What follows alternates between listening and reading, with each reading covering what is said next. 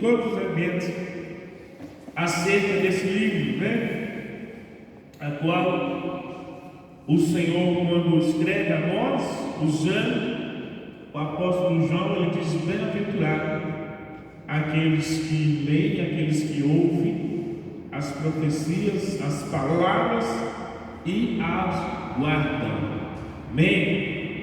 E é isso que nós estamos fazendo. Estamos lendo, estamos ouvindo, estamos pedindo ao Espírito Santo de Deus que nos ajude a guardar essas palavras, guardar essas profecias nos nossos corações. Eu quero recapitular com os irmãos rapidamente acerca dos passos que nós havemos estudando esse livro. E o tempo nos permitindo, nós gostaríamos de estar encerrando o estudo desse livro. Caso nós não terminemos hoje, nós encerraremos na próxima quarta. Mas quando nós iniciamos, nós começamos falando sobre as dispensações ou períodos. Quando nós dizemos a palavra dispensação, é um termo mais voltado para o estudo bíblico, talvez fique mais difícil de compreender, mas dizer dispensação é a mesma coisa que dizer períodos. E quando olhamos para o livro de Apocalipse, nós vemos que há 7 períodos. E aproveitando aqui, abrindo um parênteses sobre esse número 7, os irmãos, ao ler esse livro, vão observar que aparece muito 7 igrejas, 7 trombetas, 7 taças e 7 dispensações. Então esse número 7 aparece muito. Alguns estudiosos dizem que esse número está ligado à completude, à perfeição, que seria a perfeição. Alguns estudiosos dizem que a Bíblia não vai dizer isso, não vai achar a Bíblia falando isso, mas alguns estudiosos chegaram a essa conclusão. Amém? E quando nós começamos nossos estudos, nós falamos das 7 dispensações, ou seja, dos períodos da história da humanidade, envolvendo o plano de Deus através dos séculos para a vida do homem. Então nós vemos aí o primeiro período de inocência, o segundo consciência, o terceiro governo humano, o quarto nós vemos o patriarcas, o quinto nós vemos aí a lei, o sexto período nós vemos aí a graça, e o 7º período, a grande tribulação, né? Porque logo após a grande tribulação já virá aí o grande trono branco, o juízo final, o encerramento de todas as coisas e novos céus e nova terra. Depois nós estudamos tudo isso, nós falamos sobre arrebatamento, porque o arrebatamento ele inaugura o início dessa 7ª dispensações. Depois do arrebatamento nós sabemos que terá grande tribulação para aqueles que ficarem aqui. Enquanto isso, a igreja vai estar nas bodas do Cordeiro. Ressurreição dos mortos vai ocorrer antes do arrebatamento, daqueles que morreram em Cristo vão ressuscitar, tendo um corpo de glória, um corpo transformado. E a Bíblia diz um corpo incorruptível. E logo após encerrar o período da grande tribulação, a vida do Senhor Jesus em grande poder e glória, né, onde estará ocorrendo o julgamento das nações, Deus livrando Israel do grande conflito dos séculos, que é chamado a Guerra do Armagedon, que ocorrerá no Vale do Egito, onde que a Bíblia descreve que será um conflito muito intenso. Logo após esse evento já vai ser instaurado o grande trono branco, ou o juízo final, onde a Bíblia diz que os céus e a terra sumirão diante da presença de Deus, ou seja, será algo assim de grande entonação de poder e glória da manifestação de Cristo. Cristo agora não mais como advogado, enquanto nós estamos agora no período da graça, que é o período do arrependimento, o período de se aproximar de Deus. Jesus está como advogado, e ali a Bíblia diz que ele estará como juiz para estar julgando, não a igreja de Cristo, porque a igreja de Cristo estará ao lado do Senhor Jesus Cristo, mas estará julgando aqueles que não aceitaram a mensagem da cruz. Logo após isso, o julgamento, a Bíblia diz que todos esses julgados, o inferno será lançado para o lago de fogo ou de Gêhena, que é um lugar de tormento, onde a Bíblia descreve onde haverá ranger de dentes, e onde a Bíblia descreve dizendo que o bicho nunca morre, ou seja, o tormento eterno, onde a Bíblia descreve também segunda morte, a segunda morte.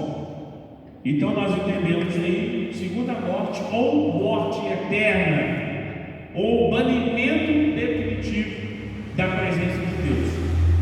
E após esse evento, nós vemos aí que Deus ele vai restaurar toda a terra, onde que a Bíblia diz novos céus, nova terra e a nova Jerusalém de Cristo, onde que toda igreja reinará com o Senhor eternamente.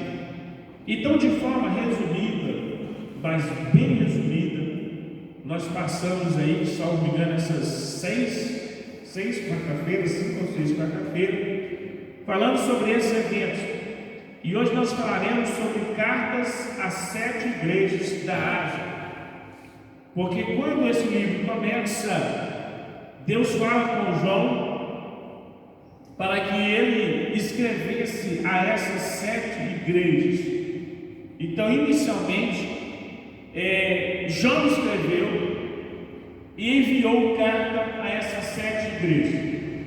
E quando nós olhamos a Bíblia de Apocalipse e vemos as 7 igrejas da Ásia, há 2 entendimentos sobre a carta às 7 igrejas da Ásia. Há um entendimento, alguns estudiosos da Bíblia, que diz que essas 7 igrejas significam 7 períodos da igreja. Quando nós dizemos 7 períodos da igreja, vamos dizer o primeiro período, a igreja primitiva, aí depois o período da igreja perseguida, aí o período da igreja de hoje. Então, para cada carta, eles dizem que representa um período. Por exemplo, o nosso período, que a 7ª carta foi enviada à igreja de Laodiceia, diz que nós estamos vivendo o último período da igreja, o período da igreja de Laodiceia. Essa é uma das visões que existe sobre essas 7 cartas enviadas à igreja da Ásia. Como eu disse para os irmãos, o livro de Apocalipse, ele é um livro cheio de símbolos, um livro que exige uma dedicação maior para o entendimento, uma busca maior, tanto em oração, pedindo ao Espírito Santo que nos revele a sua palavra, a sua vontade, e também estudando a respeito do livro. E há um outro entendimento que diz que essas 7 igrejas não seriam 7 períodos, podemos dizer que essas 7 igrejas, elas não são várias eras, que essas 7 igrejas estariam presentes em todas as eras, ou seja, essas características da igreja, o que ocorre nessas 7 igrejas, segundo outros estudiosos, isso ocorreria em todas as igrejas. Ou seja, é como se, dando exemplo, é como se aqui em Santa Martinha nós tivéssemos dentro dessa igreja a igreja de Éfeso, a igreja de Laodiceia, a igreja de Esmirna, a igreja de Sardes, a igreja de Filadélfia. É como se ao mesmo tempo ocorressem todas essas coisas. Então, ao estudar, é preciso você, através da orientação do Espírito Santo de Deus e através dos estudos também, você escolher o entendimento. Eu, particularmente, eu fico com o entendimento que Essas 7 igrejas, elas representam a igreja em todas as eras da igreja sobre a face da terra. Ou seja, como se nesse tempo que nós estamos vivendo, nós vamos olhar para a igreja do Senhor. Irmão, sempre quando nós dizemos igreja do Senhor, é importante que nós entendamos igreja do Senhor, e nós entendamos o rol de membro que está escrito no céu. Não é isso? Nós não temos o rol de membros ou lista de membros. Essa expressão rol, a palavra rol é a mesma coisa que dizer lista, onde está o nome de todos, né? Enumerado, listado de forma sistemática, um após o outro. E a Bíblia diz no livro de Hebreus, né? A igreja dos santos inscritos nos céus. Não é isso? No livro de Hebreus nós encontramos esse versículo. Ou seja, há uma lista de membros aqui em nossa congregação, aonde tem lá 216 nomes listados, enumerados. Mas há também, né, vamos dizer assim, de forma figurada, não que tem um livro lá que Deus está escrevendo, mas há no controle da presciência de Deus uma lista de membros dos céus. Só o Pai, só o Filho, só o Espírito Santo de Deus sabe os nomes que estão nessa lista de membros. E eu digo que esta é a lista que todos devem ter o seu nome escrito nele. E a Bíblia diz que naquele grande dia foi aberto o livro da vida eterna. E ali foi procurado os nomes. O livro de Apocalipse diz isso. Então, quando Deus está dizendo isso para nós, Ele está dizendo: olha, eu estou no controle de todas as coisas. Assim como Ele escreve a essas 7 igrejas, praticamente em todas começa citando: eu sei as tuas obras. Assim como está escrito, salvo engano, no Salmo, diz: os olhos do Senhor são como chama de fogo a procurar os fiéis da terra. Então, mais importante do que ter um nome escrito, do que ter um cartão de membro à igreja, isso é como nós sabemos, seria até uma expressão de retórica dizer assim, é ter o nome escrito no livro da vida. Então, quando nós dizemos assim, igreja do Senhor, estou dizendo todos os santos, todos os verdadeiros adoradores sobre a face da terra, que está no controle de Deus. Deus tem o controle lá de todos os fiéis adoradores. Então, quando eu digo isso, todos esses fiéis adoradores, seja em qual ministério está servindo a Deus, essas 7 igrejas estão presentes nesse grupo. Essas 7 igrejas estão presentes nesse grupo. E aí nós temos a universalidade dessa carta. Porque ela não é só para a era da igreja primitiva. Ela é para todas as eras, para todos os tempos da igreja. Nós vamos ver aqui, a primeira carta foi escrita à igreja de Éfeso. E começa dizendo: eu sei as tuas obras. Quando Deus está dizendo isso, ou seja, eu sou Deus que estou contemplando os passos, o caminhar de cada um. E aqui, o Senhor vai falar as características da igreja de Éfeso. Vai dizer: eu sei a tua paciência, que puseste as provas que dizem apóstolos não são, e sofreste e tem paciência, e trabalhaste pelo meu nome, e não te cansaste. Essas são as características positivas da igreja de Éfeso. A igreja de Éfeso tinha paciência. A igreja de Éfeso, ela tinha trabalho, ou seja, a igreja estava empenhada no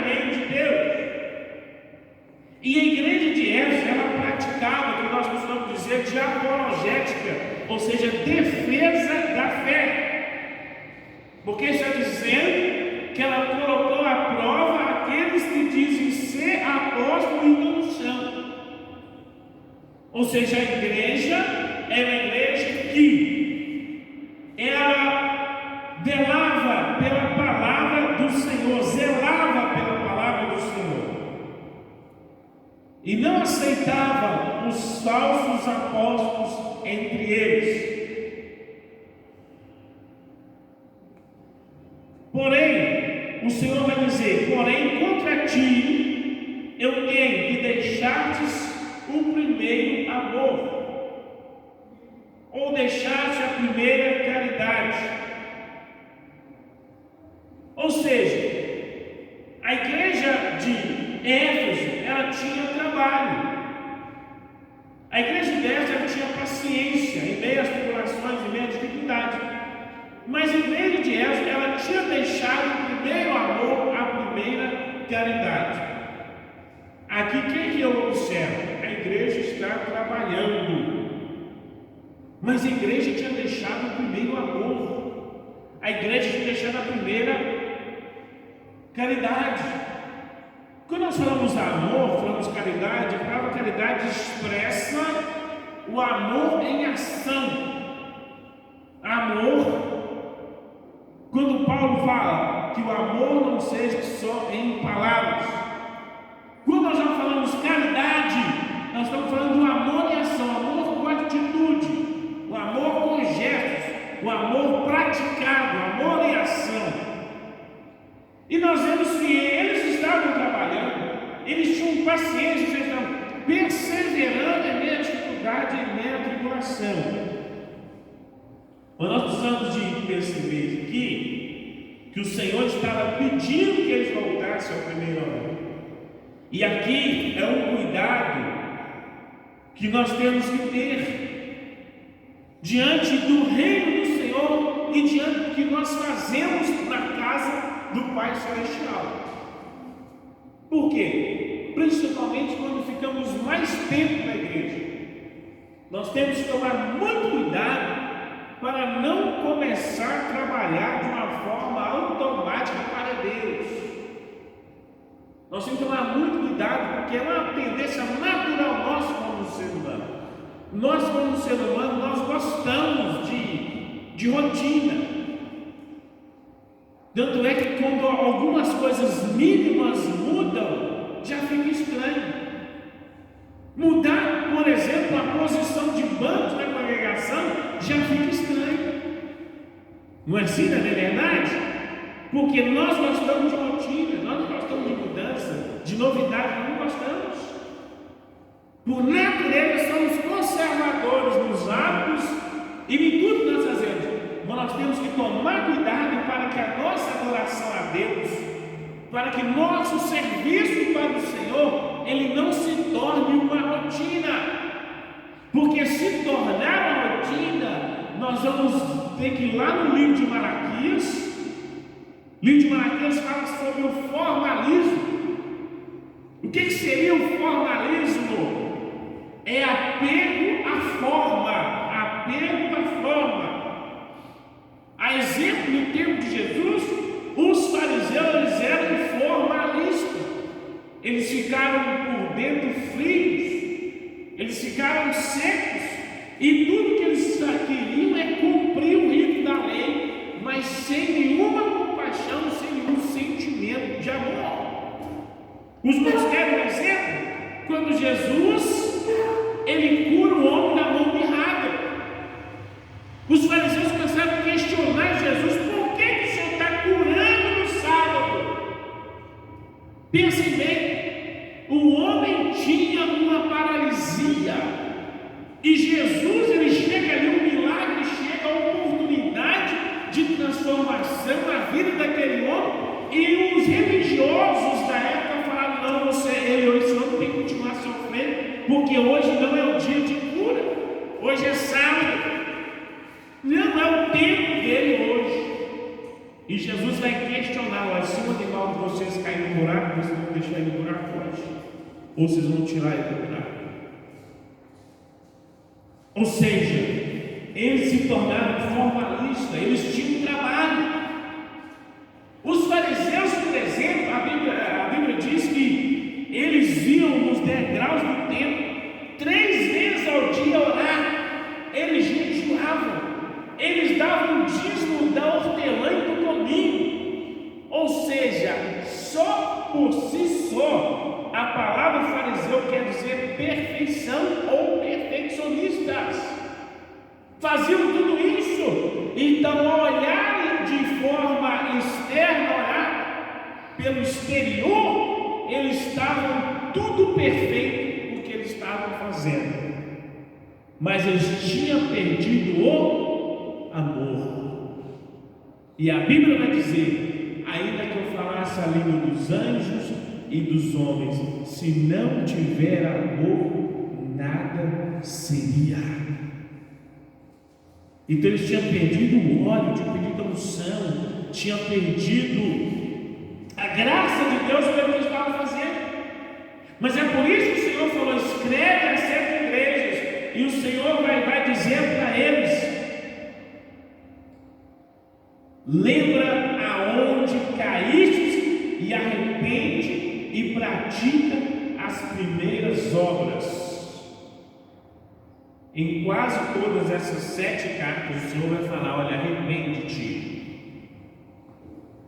Olha a manifestação da graça, da misericórdia de Deus, da vontade de Deus. O Senhor vai apontar o que estava precisando de melhorar, vai falar com eles: arrepende-te, ou seja, volta para a posição, né? Essa lacuna aí que está aí aberta, fecha ela, porque eu virei em breve.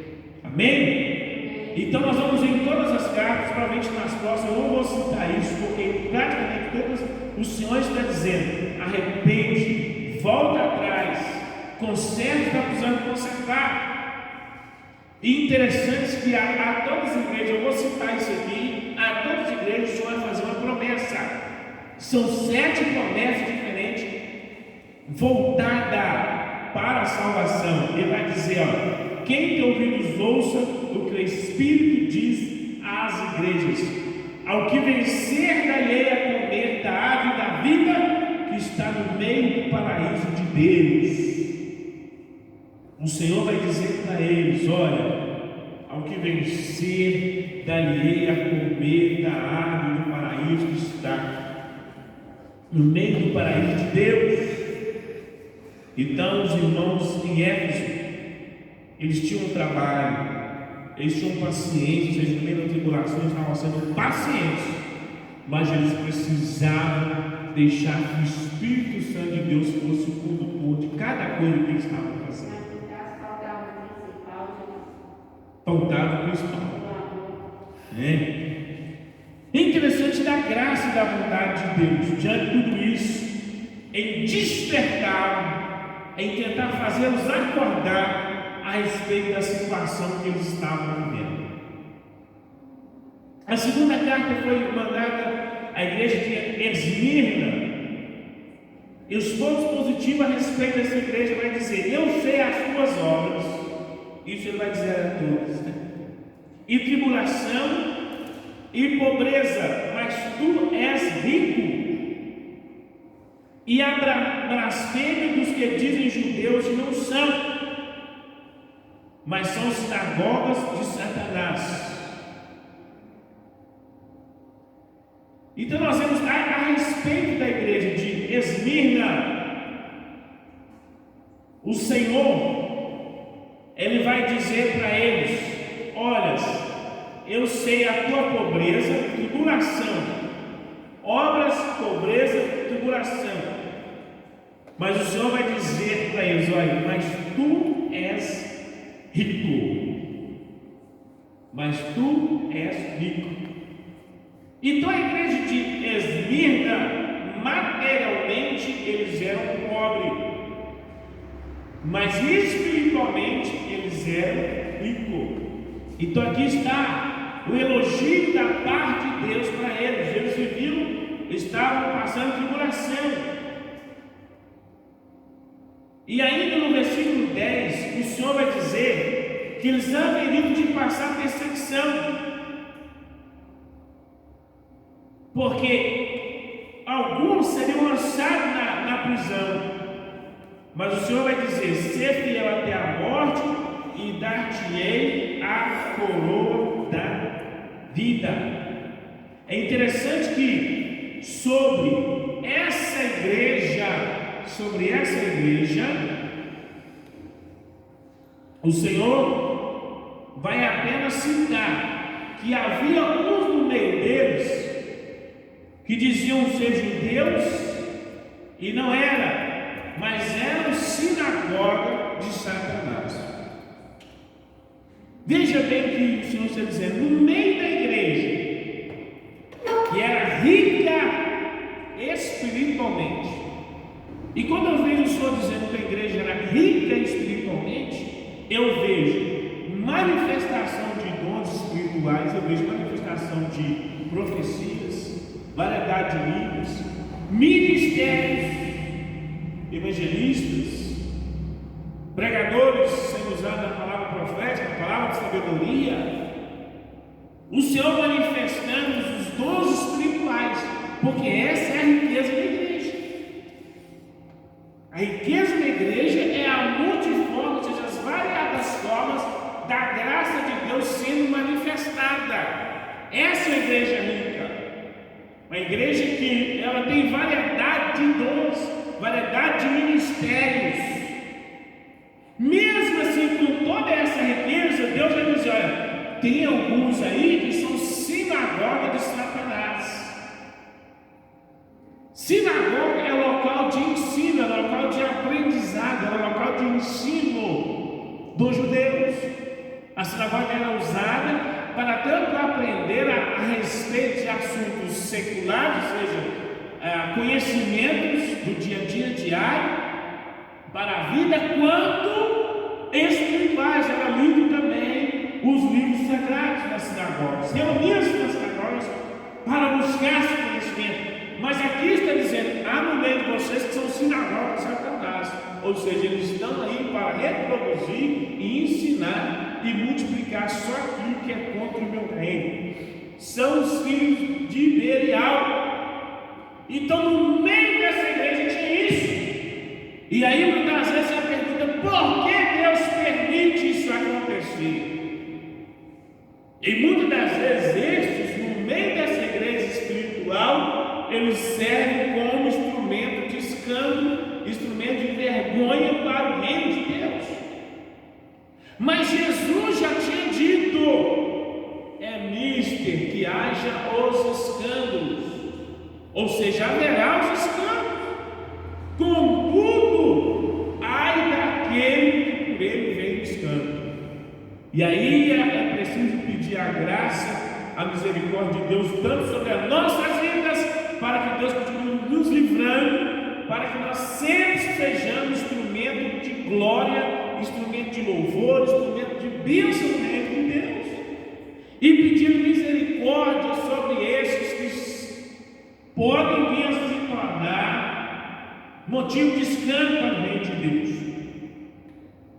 Mas Jesus disse também: o joio crescerá junto com o trigo, porque se tirar o joio, acaba arrancando o trigo. Irmãos, essa é uma dura verdade no reino de Deus, porque muitas das vezes, se arrancar o joio, tira o trigo também. Então Jesus disse: olha, para preservar o trigo, deixa aí o joio. Mas e agora, pastor, o que vai acontecer com esse joio? Essa parte pertence ao nosso Deus. Como nós já estudamos, no final da grande tribulação haverá o grande trono branco, o juízo final. É por isso que a Bíblia diz: todos haverão de comparecer ante o tribunal de Cristo. E quando Jesus ele citou essa palavra, quando Jesus fala sobre o trigo e o joio, foi a parábola do trigo e do joio. Ele fala que um determinado agricultor, ou fazendeiro, ele foi lá e plantou o trigo, e vindo de noite alguém semeou as escondidas o joio no meio. E aí foi perguntado: agora amanheceu o dia, percebeu-se que tem o joio lá, arranca o joio. Não, vai prejudicar o trigo. Deixa que no Ou seja, está nas mãos do Senhor para fazer isso. E Ele fará, dentro do que nós já estudamos nas quartas anteriores, isso vai ocorrer no tribunal de Cristo. Amém? Quando nós olhamos a terceira carta à igreja de Pérgamo, começa como todas as outras, dizendo que eu sei as suas obras. E vai dizer, e que onde está o trono de Satanás, e reteis o meu nome, e não negastes a minha fé. Ainda nos dias de Antipas, minha fiel testemunha, a qual foi morto entre vós, onde Satanás habita.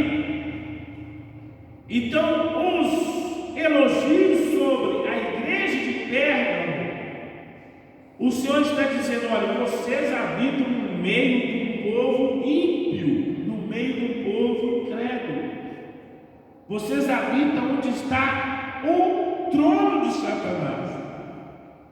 Então nós vemos que os irmãos que estavam em Pérgamo, eles viviam sob pressão e opressão de Satanás. Mas eles decidiram reter o nome do Senhor e não negar a fé. Eles estavam ali como ovelhas no meio de lobo, mas estavam mantendo a sua fé, mantendo a sua perseverança na presença de Deus. E aqui o Senhor, Ele elogia-os pelo seu comportamento.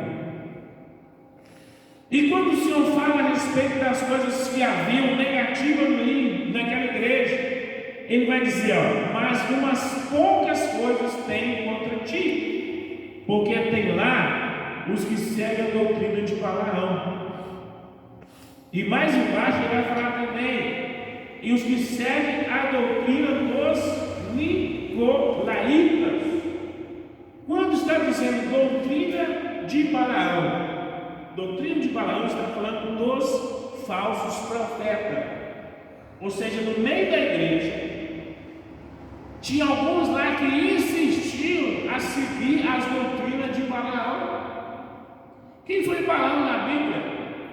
Quando o povo de Israel estava no caminho rumo à terra prometida, e o povo de Israel precisava de passar dentro da terra dos Moabitas. Moabita tinha um rei, Balaque, e Balaque ele procura Balaão e procura orientação para falar: esse povo que está vindo passar aqui é um povo que tem causado temor em todos os reis. Aonde que esse povo passa, ele tem vencido os exércitos, tem possuído as terras. E eu não quero que isso aconteça aqui com o meu povo, os Moabitas. E Balaão vai ensiná-los a fazer o povo de Israel tropeçar. Balaão ele sabia que não podia amaldiçoar o povo de Israel. Ele falou: Balaque, se nós lançarmos maldição desse povo, para eles se transforma em bênção e a maldição vem contra nós. E aí que nós podemos louvar o nome do Senhor, porque nós também, como igreja de Cristo, é por isso que a Bíblia diz: olha, a vingança pertence a Deus. Se alguém lançou a maldição, se alguém fez um mal contra ti, ora e agradece a Deus por estar sofrendo perseguição pelo nome de Cristo. E deixe o seu coração limpo diante do Senhor, porque essa maldição, ela se tornará bênção na sua vida. E vai se tornar maldição para o outro, depende da vontade de Deus. Isso aí agora já vai pertencer a Deus. Porque diz a sua palavra: a vingança pertence a mim. Ele pode se tornar maldição ou não na vida dessa pessoa, depende do que Deus vai trabalhar em particular com ele. Que nós não podemos desejar isso no nosso coração. Então, fazendo esse adendo, mas a doutrina de Balaão em si era ensinar o povo a tropeçar. E como que Balaão ensinou o povo a tropeçar? Balaão falou assim: olha, nós não podemos lançar maldição sobre eles, mas nós podemos ensinar eles a buscar a maldição. Irmãos, aqui que nós temos que vigiar muito a nossa vida espiritual. O inimigo não pode vir atingir as nossas vidas. O inimigo não pode vir a interromper o processo da vontade de Deus na nossa